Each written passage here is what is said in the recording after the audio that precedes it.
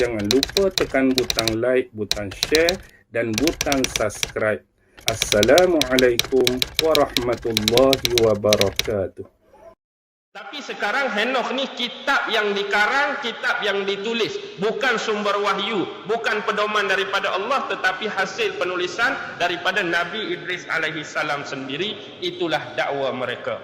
Jadi sini kebenaran, penentuan sama ada kita nak terima atau tidak ialah dalam kitab Henokh ni, bila kita perincikan, dia menceritakan tentang makhluk awal yang sebelum Adam turun ke bumi ni, ada satu bentuk dia panggil the fallen angel.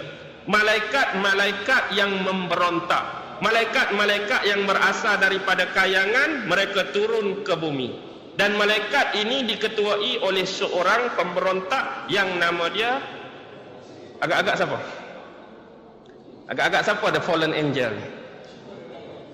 Siapa? Nama dia ialah Syammaza.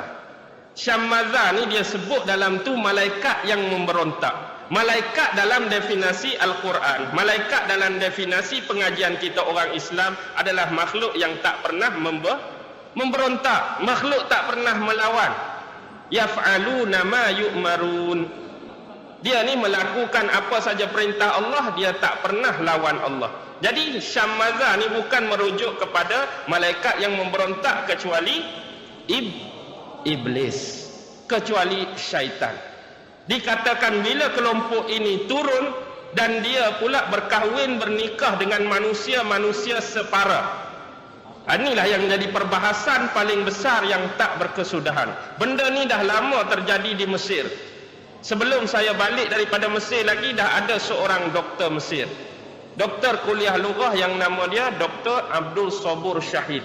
Dia menulis sebuah buku yang bertajuk Abi Adam, bapa kepada segala anak Adam, yang dia mengatakan bahawa sebelum Nabi Adam alaihi salam ni turun, dah ada jenis spesies yang bukan manusia yang lengkap, tapi sibih-sibih manusia, sipi-sipi manusia yang lebih awal menghuni bumi ni.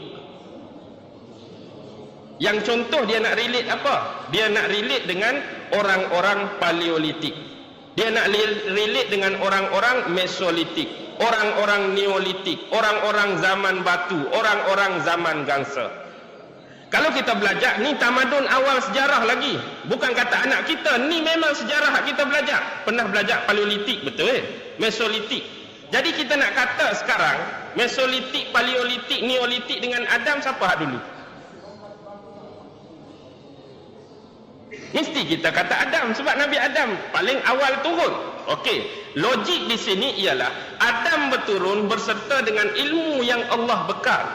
Wa 'allama Adam al-asma'a kullaha, dalam istilah dia sebut ilmu segala nama. Orang yang berpengetahuan, orang yang berteknologi tinggi, orang yang ada bahasa, orang yang ada percakapan, orang yang ada pertuturan. Secara logik kita kata Mesolitik terkebelakang, Paleolitik terkebelakang, Neolitik terkebelakang. Bapa kita dahulu adalah orang yang berilmu, berteknologi tinggi, pakai baju kot, pakai pakaian. Tiba-tiba anak cucu pakai cawat, duduk atas bukit, duduk atas pokok. Logik tak?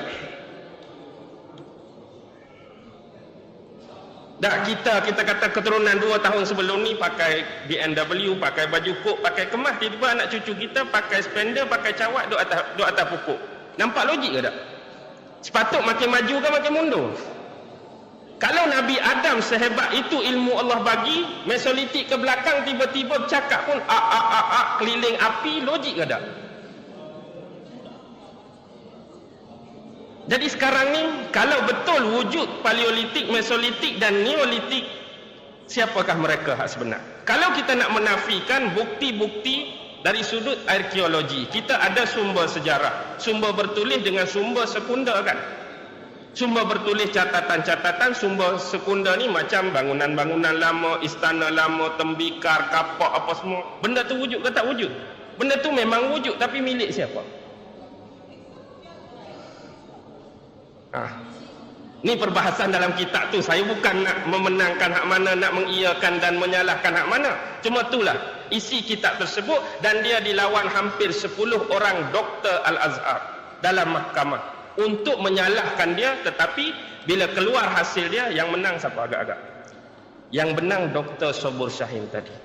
Tak ada seorang pun yang boleh miskan hujah dia. Jadi yang inilah disebut dalam ilmu astrologi, bila turun hak kata Syamazah tadi, kahwin dengan makhluk-makhluk separuh manusia tadi, dia menghasilkan makhluk-makhluk raksasa. Makhluk raksasa pula. Inilah yang dinamakan sebagai Nephilim, sebagai Goliath. Kalau nak senang cerita, pernah tengok filem The Chronicle of Narnia. Macam-macam kita tengok. Ada kadang-kadang orang sekerat, tubuh dia apa? Tubuh dia kuda, kadang-kadang muka singa, tubuh orang. Agak-agak gambaran kita wujud tak makhluk-makhluk macam ni sebelum ni? Tak, fantasi seperti ini agak-agak wujud tak di alam lain? Kita tak, kalau kita memang kita tak mau terima. Kalau kita memang kita tak mau terima. Tapi itulah isi kitab tersebut yang saya rasa memang dah dimanipulasi, memang dah direka-reka, memang dah dijahanamkan oleh orang-orang kafir dan musuh-musuh Islam. Yang sebenarnya yang saya bawa ni sebagai tambah nilai, nak sebut isi-isi kitab Enoch tersebut. Tapi yang pastinya itu adalah bentuk manipulasi dan penipuan. Manipulasi dan penipuan. Banyak kalau kita tengok riwayat kitab Taurat, manusia-manusia gergasi zaman Nabi Nuh pun ada. Sebab itulah dikatakan berlakunya banjir besar.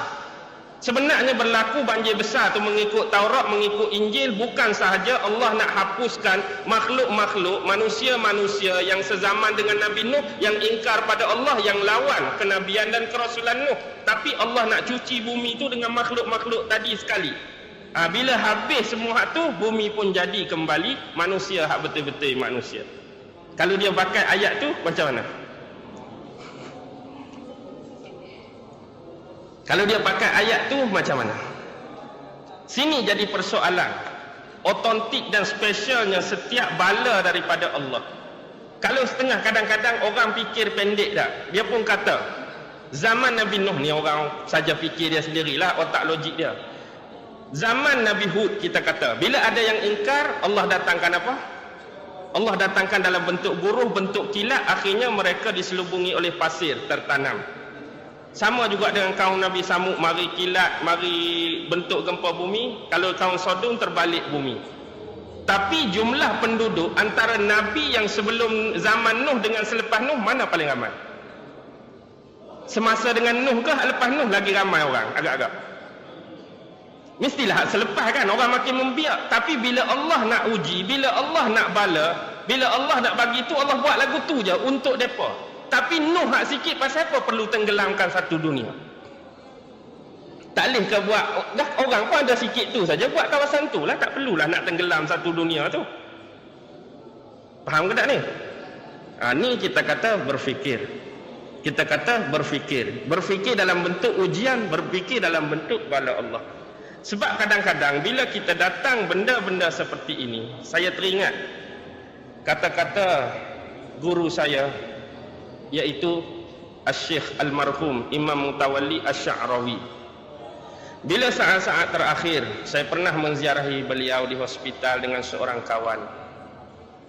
Jadi bila nak balik tu dia berpesan, satu masa dia kata, bila kamu balik, kamu dah belajar di sini macam-macam ilmu. Ada kuliah usuluddinnya, ada kuliah syariahnya, ada kuliah lughahnya, ada kuliah tunya, ada kuliah adabnya, kuliah ni. Jadi macam-macam ilmu kamu boleh dapat di sini. Tetapi bila kita balik ke tempat asal kita, belum tentu yang ramai datang belajar, belum tentu yang ramai datang menuntut ni akan mengajar di Malaysia, akan mengajar di tempat kamu tu dengan jumlah yang sama. Faham maksud dia? Contoh, kita pelajar Malaysia hantar pelajar kita 7,000. Agak-agak bila balik 7,000 ni boleh mengajar semua lah? Tak mungkin, tak akan. Tapi dia kata, bila balik, hak mengajar, hak bekerja. Kita pecahkan kepada hak mengajar. Bila kita pecahkan hak mengajak, kamu kena tunggu. Akan berlaku dua keadaan, dua kondisi. Satu kumpulan, dia akan mengajak dengan cara tersendiri. Satu kumpulan akan mengajak dengan cara tersendiri. Tapi hak paling ramai ialah akan muncul kumpulan yang kedua. Saya tak faham apa maksud dia. Dia kata bila kamu balik kamu buka muqaddimah awal-awal kitab Imam Al-Ghazali, iaitu Al-Bidayatul apa? Siapa pernah ni selupa pula. Bidayatul Hidayah, permulaan hidayah. Dalam tu dia kata seseorang yang berilmu sebelum dia tu berilmu benar-benar dan dia mengajar orang lain, dan sebelum dia nak mengajak orang lain, samalah seperti Allah mewajibkan kepada kita zakat. Hari ini orang yang bayar zakat, orang yang cukup haul dan cukup nisab saja yang bayar zakat. Orang yang tak cukup haul, orang yang tak cukup nisab kena bayar tak zakat? Tak kena. Tapi kamu akan perhatikan akan muncul dua golongan agamawan ini. Dan yang paling ramai ialah orang yang akan bercakap di depan khalayak, orang yang akan bercakap di depan masyarakat, yang dia tak cukup haul, dia tak cukup nisab pun dia nak bayar zakat. Faham ke tak? Jadi orang nak bayar zakat ni dia dah cukup haul, cukup nisab, maksudnya ilmu dia dah penuh, ilmu dia dah banyak, ilmu dia dah mantap, baru dia bagi ke orang lain. Dengan nisbah zakat tadi, haul dia dah cukup, nisab dia dah cukup, baru dia bayar zakat. Tapi kamu akan tengok hak ni kurang. Hak paling ramai ialah yang tak cukup haul, tak cukup nisab pun dia nak bayar zakat. Tapi kalau nisbah zakat sungguh, itulah bagus tak? Orang lain cukup baru nak bayar, aku tak cukup pun nak bayar zakat. Kalau ikut dari sudut zakat, betul-betul hakikat zat zakat tu baguslah. Aku ni tak sampai lagi tapi nak bayar zakat, okeylah. Tapi ni saya nak kiyah dari sudut ilmu tadi. Faham tak? Jadi saya bukan nak letak saya tempat pertama, memang saya pun tempat kedua, sebab haul saya tak tahu ke mana lagi, nisab kita pun tak tahu ke mana lagi, apatah lagi nak bayar zakat dekat orang lain. Faham ke tak ni? Oh, pukul 9 dah. Boleh berhenti ke tak? Kena lagi? Sikit lagi. Faham? Faham ke tak apa yang saya bawa tadi? Hak peringkat permulaan ialah kisah sebenar. Peringkat kedua ialah tambah nilai, dan peringkat ketiga ialah inilah yang dipanggil asakan, percubaan-percubaan manipulasi, penipuan-penipuan yang telah didatangkan oleh musuh-musuh Islam, yang kafir, yang non-muslim. Kadang-kadang sesuatu kitab lama, sesuatu tulisan lama, hasil karangan ulama ni asal memang betul. Tapi bila ditemui, bila dijumpai awal oleh tangan yang tak sepatutnya, itulah biasanya akan berlaku. Kitab itu akan dimanipulasi. Anda faham? Sebagaimana kitab-kitab sebelum ini. Asal Taurat dulu, suci tak? Masa zaman Nabi Musa, suci, murni. Tapi bila di tangan Yahudi, di tangan Bani Israel, dan dah berselang beberapa orang Nabi, dah berselang beberapa orang Rasul, apa yang berlaku dekat Taurat sekarang? Sampai Allah mangsuhkan hukum-hukum dalam Taurat. Akibat kegagalan Yahudi, kegagalan Bani Israel menjaga kemurnian kitab tersebut.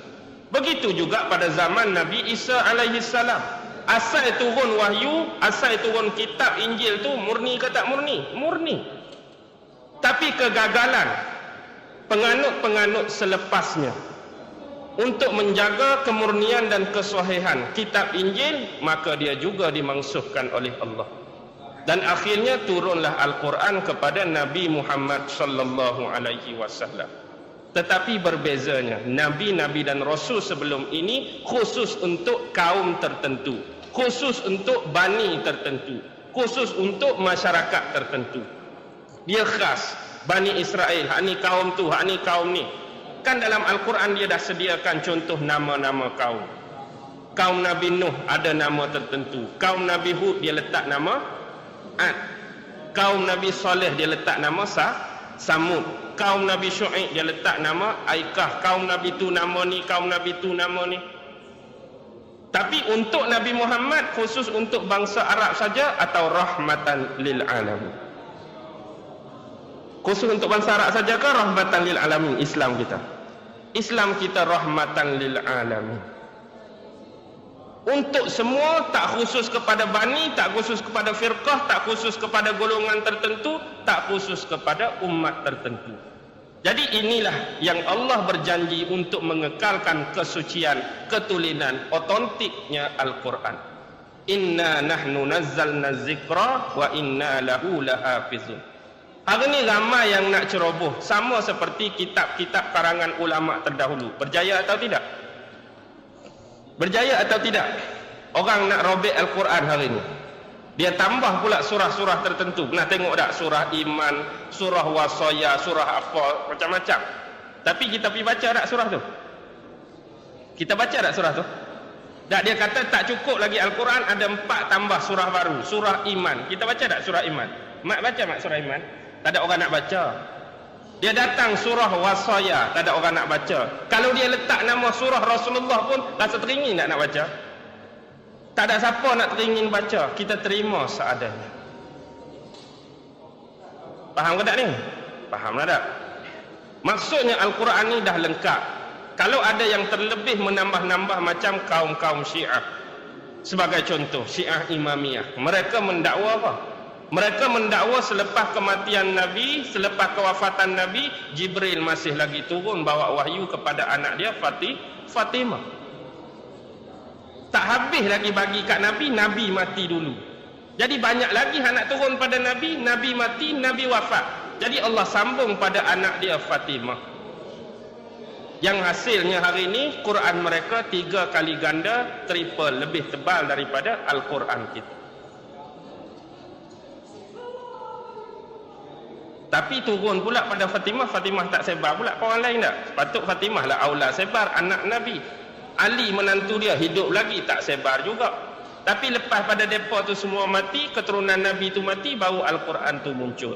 Ini inilah dakyah-dakyah dan kalam-kalam ataupun kalimah-kalimah yang palsu. Ini jangan kita terpedaya, jangan kita terpengaruh dengan dakyah-dakyah tersebut.